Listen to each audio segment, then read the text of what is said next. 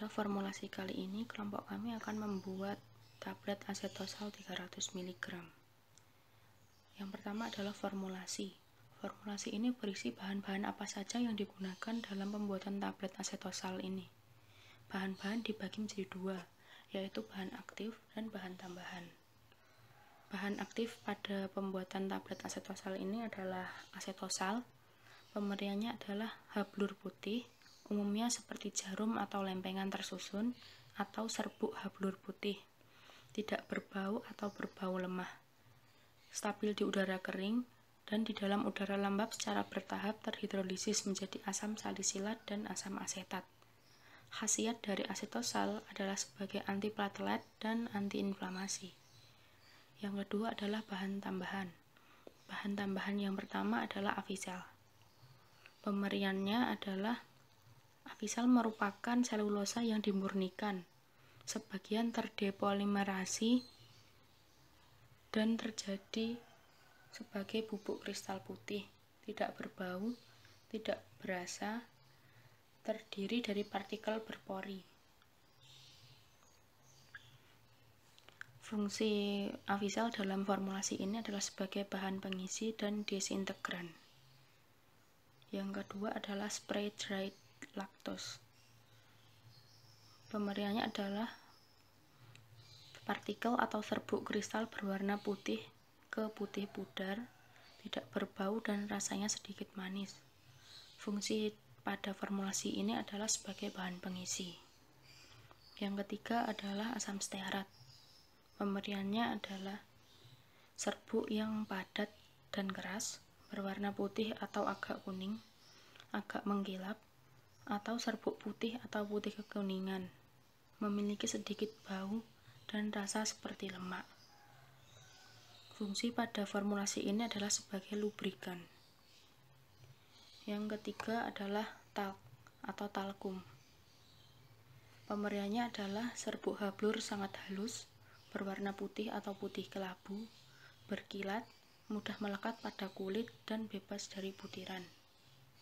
Fungsi pada formulasi ini adalah sebagai glidan. Asetosal dipilih sebagai zat aktif karena asetosal memiliki sifat alir, kompresibilitas yang baik, juga kohesif, sehingga sangat cocok digunakan dalam pembuatan tablet dengan metode KEMPA langsung. Selain itu, talc dan asam stearat digunakan sebagai lubrikan dan glidan karena untuk memperbaiki sifat alir serbuk pada saat pencetakan. Selain itu, untuk mengurangi gesekan pada serbuk antar partikel-partikel dan mengurangi gesekan antar dinding tablet dengan dinding die pada saat tablet akan ditekan keluar. Avisal pH 102 dan spray dried lactose digunakan kombinasi ini karena memiliki ukuran partikel yang lebih besar sehingga sifat alirnya baik sebagai bahan pengisi tablet. Bahan ini juga memiliki kompaktibilitas yang sangat baik sehingga dapat mengalami deformasi plastik saat dikompresi sehingga dapat menyebabkan terjadinya interlocking yang menyebabkan peningkatan kekuatan antar partikel. Selain itu, kombinasi ini dapat berperan juga sebagai bahan penghancur yang baik dengan cara wicking action. Jadi, saat tablet yang sudah dikempa akan memiliki pori-pori kapiler yang mana apabila tablet kontak dengan medium air maka akan berpenetrasi melalui pori-pori kapiler yang ada sehingga tablet akan hancur. Untuk selanjutnya adalah perhitungan konsentrasi masing-masing bahan dalam satu formula yang kali ini dibuat dalam 100 tablet dengan bobot per tabletnya sebanyak 400 mg. Asetosal dengan konsentrasi 75% diambil sebanyak 30.000 mg. Asam stearat dengan konsentrasi 1% diambil sebanyak 400 mg. Talc dengan konsentrasi 5% diambil sebanyak 2.000 mg. Avisal pH 102 dengan konsentrasi 10% diambil sebanyak 4.000 mg. Dan spray dried lactose dengan konsentrasi 9% diambil sebanyak 3.600 mg. Sedangkan konsentrasi masing-masing bahan dalam satu buah tablet dengan bobot 400 mg adalah sebagai berikut.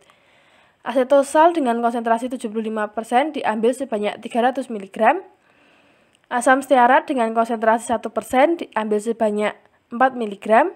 Talk dengan konsentrasi 5% diambil sebanyak 20 mg. Avisel pH 102 dengan konsentrasi 10% diambil sebanyak 40 mg. Dan Sprite diet laktos dengan konsentrasi 9% diambil sebanyak 36 mg. Selanjutnya adalah proses pembuatan tablet dengan bahan aktif asetosal. Pada percobaan kali ini, metode yang kami pilih adalah metode gempa langsung. Alasan pemilihan metode gempa langsung ini adalah karena bahan yang akan kita buat menjadi tablet adalah asetosal yang memiliki laju alir dan kompresibilitas yang baik, sehingga dapat dilakukan gempa langsung. Selain itu, asetosal merupakan suatu bahan yang stabil di udara kering, mudah terhidrolisis menjadi asam asetat dan asam salisilat dalam keadaan lembab, serta sifatnya termolabil sehingga tidak cocok dibuat dengan metode granulasi basah. Oleh karena itu, metode yang kami pilih adalah metode gempa langsung. Adapun cara pembuatan tablet dengan metode gempa langsung adalah sebagai berikut. Yang pertama, masing-masing bahan ditimbang terlebih dahulu, kemudian diayak dengan ayakan 30 mes. Setelah itu, asetosal dicampurkan dengan avisel pH 102 dan ditambahkan talk serta asam stearat. Campuran tersebut kemudian dihomogenkan dengan mesin V-mixer. Setelah homogen, bahan kemudian dicetak dalam mesin gempa langsung. Tablet yang telah dicetak kemudian dilakukan pengujian yang meliputi uji disolusi, uji waktu hancur, uji kekerasan, dan uji kerapuhan. Setelah dilakukan pengujian, untuk selanjutnya adalah metode pengemasan tablet. Karena sifat asetosal yang lembab dan mudah terdegradasi, maka kemasan primer yang kami pilih adalah strip agar tablet terlindungi dari udara luar. Kemasan tablet sekunder yang dipilih adalah kardus dari kertas untuk melindungi tablet dalam proses distribusi. Pada percobaan ini, formula tablet dibuat sebanyak 100 tablet. Sebanyak 6 tablet telah digunakan untuk uji disolusi, 6 tablet untuk uji kekerasan, 6 tablet untuk uji waktu hancur, dan 13 tablet untuk uji kerapuhan. Sehingga total tablet yang tersisa sebanyak 69 tablet yang kemudian dapat dikemas dalam kemasan strip. Dan selanjutnya untuk interaksi antar bahan, avisel pH 102 memiliki sifat kompresibilitas yang sangat baik, daya alirnya cukup baik dan dapat meningkatkan atau mempercepat waktu hancur tablet, sehingga pada formulasi ini avisel dapat berfungsi sebagai bahan pengisi sekaligus bahan penghancur. Avisel pH 102 jika digunakan dalam kadar tinggi akan memakan biaya yang cukup mahal. Oleh karena itu, pada tablet ini avisel sebagai bahan pengisi dikombinasikan dengan Sprite diet laktos untuk mengurangi biaya formulasi. Sprite diet laktos merupakan suatu material yang kompresibel, mempunyai sifat alir yang baik, dan kompresibilitasnya akan meningkat bila dikeringkan sampai kandungan lembab 3%. Kombinasi antara Sprite diet laktos dengan avisel pH 102 akan memberikan pengaruh sehingga dapat meningkatkan kekerasan tablet. Untuk menghindari inkompatibilitas dengan asetosal, maka lubrikan yang digunakan adalah asam stearat. Dan glidan yang digunakan adalah talk untuk menghindari ketidakstabilan asetosal. Tablet asetosal 300 mg ini dibuat dengan bentuk bundar dan permukaannya datar, sedangkan ukurannya dibuat dengan diameter 9 mm dan ketebalan 3 mm. Hal tersebut sesuai bahwa untuk bobot tablet yang berkisar antara 0,1 sampai 1 gram, garis tengah atau diameternya berkisar antara 5 sampai 17 mm, dan diameter tablet tidak lebih dari 3 kali dan tidak kurang dari 1/3 kali dari tebal tablet yang dibuat. Warna dari tablet asetosal yang akan dibuat ini adalah putih. Selanjutnya adalah tentang disolusi. Untuk mengetahui disolusi suatu tablet, maka harus dilakukan uji disolusi. Uji disolusi tablet asetosal sendiri ini tercantum dalam kompendia, yaitu Pharmacopeia Indonesia 6. Media disolusi yang digunakan adalah 500 ml dapar asetat 0,05 molar. dengan pH 4,5 plus minus 0,05. Media disolusi ini dibuat dengan cara mencampur 2,99 gram natrium asetat trihidrat P dengan 1,66 ml asam asetat glasial P dengan air hingga 1000 ml. Alat yang digunakan untuk uji disolusi adalah alat tipe 1, yaitu dengan basket dan putaran 50 rpm. Waktu disolusi adalah 30 menit. Pengukuran larutan dilakukan dengan spektrofotometer UV dengan panjang gelombang 265 nanometer.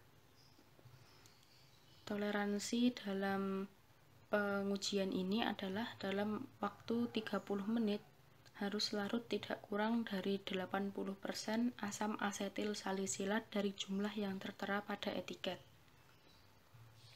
Untuk melakukan pengukuran, yaitu dilakukan dengan cara mengambil 6 tablet asetosal 300 mg, kemudian dimasukkan ke dalam chamber yang telah terisi media disolusi. Kemudian alat uji disolusi dinyalakan dengan kecepatan rotasi 50 rpm. Dan uji disolusi dilakukan selama 30 menit. Setelah itu, larutan tersebut diuji dengan spektrofotometer UV dengan panjang gelombang 265 nanometer.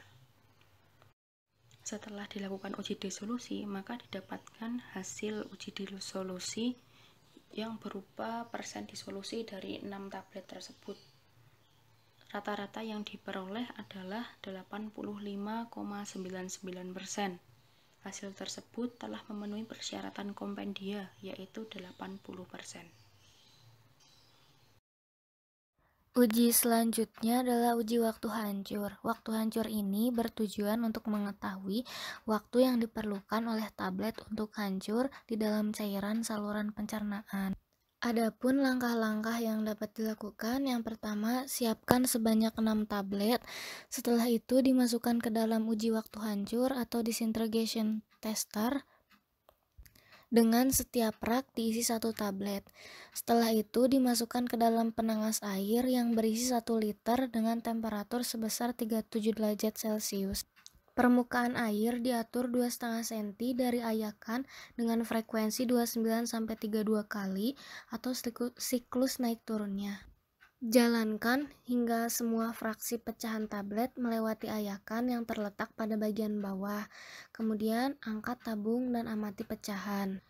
Setelah itu, catat waktu yang diperlukan sebagai waktu hancur tablet. Tablet dikatakan hancur apabila tidak ada tablet yang tertinggal pada masa kawal. Dari referensi yang ada, bahwa waktu hancur tablet asetosal 300 mg sebesar 50,07 detik. Mana waktu hancur tersebut sudah memenuhi syarat karena waktu hancur yang baik tidak lebih dari 15 menit. Selanjutnya adalah uji untuk menentukan sifat fisik tablet.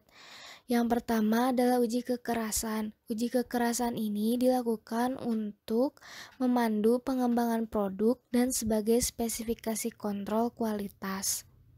Adapun langkah-langkah yang dilakukan untuk uji kekerasan adalah menyiapkan 6 buah tablet asetosal, kemudian masing-masing tablet ditempatkan pada hardness tester. Setelah itu, skrup diputar pada bagian ujung sehingga tablet akan tertekan. Pemutaran dihentikan sampai tablet menjadi pecah, kemudian dicatat tekanan yang dibutuhkan untuk memecah tablet dalam satuan kilo dan dihitung rata-rata tekanannya. Hasil yang didapat dengan mengambil referensi dari jurnal, tablet asetosal memiliki uji kekerasan yang baik karena hasilnya masuk dalam rentang kekerasan yang baik, yaitu antara 4-8 kilo. Uji kedua adalah uji kerapuhan. Uji kerapuhan ini dilakukan untuk mengetahui ketahanan tablet terhadap guncangan yang terjadi selama proses pembuatan, pengemasan, ataupun pendistribusian. Adapun langkah-langkah yang dapat dilakukan, yang pertama, menyiapkan sebanyak 16 tablet. Karena bobot asetosal 300 mg ini sebesar 400 mg, yang artinya kurang dari 650 mg, maka minimal penimbangannya sebesar 6,5 gram dan setelah dihitung didapatkan 16 tablet. Kemudian dibebas debukan dengan aspirator dan ditimbang seksama dalam neraca analitik.